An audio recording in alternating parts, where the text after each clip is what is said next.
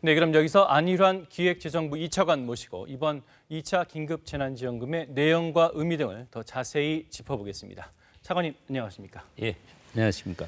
오늘 대책 크게 보면 세 가지죠. 이 소상공인, 어린 자녀 가정 지원, 그리고 이 통신비 지원.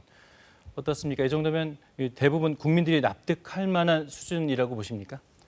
예, 보다 많은 재원을 투입해서 더 많은 혜택을 볼 수 있게 하면 더 만족도가 클 수도 있겠지만 근본 추경은 재원 전액을 국가 채무로 조달해야 되는 어려운 재정 여건임을 감안해서 한정된 재원으로 코로나19 재확산으로 인한 피해가 큰 그러한 계층에 지원을 집중해야 되는 것이 더 효과적이다. 이런 생각하에 추경을 편성했습니다. 사회적 거리두기로 인해 상대적으로 피해가 큰 소상공인이나 자영업자, 또 실직 위험계층, 그다음에 휴원이나 휴교에 따르는 육아 부담 가구, 소득이 또 급감하는 위기 가구 등을 중심으로 해서 지원 방안을 중점적으로 강구했다는 말씀을 드리면서 이해를 구하십니다. 예, 그럼 우선 소상공인들 이 3조 8천억 원 지원하기로 했는데 이건 그 장사가 잘 되는지 여부와 관계없이 다 지급되는 거죠. 어떻습니까? 그렇지는 않습니다. 그렇습니까? 소상공인의 어려움을 감안해서 작년보다 매출이 줄었거나 또 집합 금지나 집합 제한으로 인해서 어려워진 소상공인을 중심으로 해서 지원하는 것입니다. 총 예산은 한 3조 2천억 정도를 반영해서 291만 명 정도가 혜택을 볼 것으로 저희들은 생각하고 있습니다. 우선은 매출이 4억 원 이하이면서 작년보다 매출이 줄어든 경우에는 100만 원을 지원을 하고요. 그다음에 노래방이나 PC방처럼 집합 금지 업종은 200만 원을 지원합니다. 수도권의 커피 전문점 등 집합 제한을 받는 업종은 150만 원을 지원할 예정입니다. 다만 유흥 도박 업종이나 주로 고액 자산가에 해당하는 부동산 임대업의 경우에는 지원 대상에서 제외할 계획입니다. 차관님 방금 말씀하셨지만 이 PC방이나 노래방 같이 아예 영업을 못하는 업종 최대 200만 원까지 지원한다고 말씀하셨는데 그런데 이제 가게문을 닫아도 임대료는 꼬박꼬박 나갈 텐데 이게 충분하겠습니까? 어떻습니까? 예, 저희들이 방금 말씀드린 것처럼 참 어렵지만 부족하지만 어려움을 조금이라도 덜어드린다는 차원에서 저희들이 100만 원, 200만 원 이렇게 지원하기로 했습니다마는 이와 같은 보조금 외에도 임대료 인하의 절반을 저희들이 세액공제로 지원하는 착한 임대료 지원 사업도 또 연말까지 연장해서 시행하기로 했습니다. 예, 그리고 또 이제 현금 거래가 많은 곳은 이 매출 증명이 쉽지 않을 텐데 직접 그 증명을 다 해야 하는 겁니까? 정부가 이제 행정 자료를 통해서 매출을 확인할 수 있는 것은 그 자료를 최대한 활용을 하려고 합니다. 사업자 등록이 있는 경우에는 부가세 신고 의무가 있기 때문에 저희들 매출액 정보를 행정정보망을 통해서 확인할 수 있을 것 같습니다.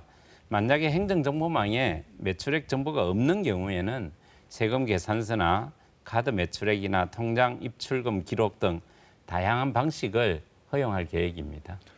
예, 그리고 이번에는 이 초등학생 자녀 있는 가정까지 지원 범위를 넓혔죠. 근데 이제 사실 이 중고등학생 자녀들이 더 돈이 많이 들어갈 수도 있지 않습니까? 그런 가정에서는 약간 불만일 수도 있을 것 같은데 어떻습니까?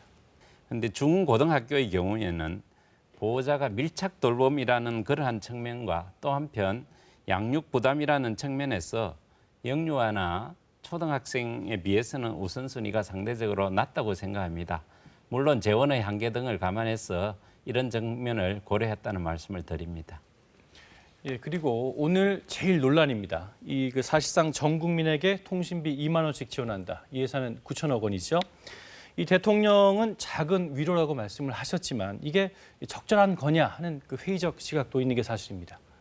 예, 코로나 확산으로 인해서 비대면의 경제 사회 활동이 크게 증가하니까 여기에 대한 지원을 최대한 고려된 것이다. 이렇게 말씀드릴 수 있겠습니다.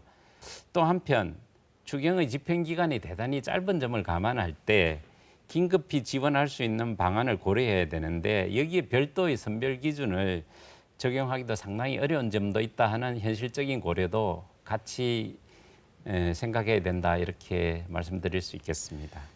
예, 지금 또 취업 상황이 굉장히 심각하지 않습니까? 그래서 취업 못한 청년들에게 그 월 50만 원씩 지급하기로 하신 거죠. 예. 그런데 이제 우리도 힘들다. 이 30, 40대 등 이 다른 세대들이 반발할 수도 있지 않습니까? 어떻습니까? 40대 등 장년층의 경우에는 어려움도 많습니다만은 기존의 여러 제도들이 있습니다.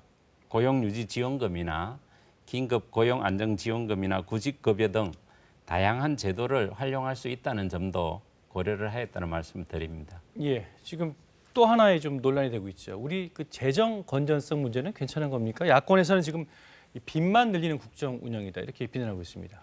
이를 다른 나라하고 좀 비교를 해보면 상대적으로 우리의 경우에는 좀 양호한 편에 속한다 이렇게 말씀드릴 수 있겠습니다.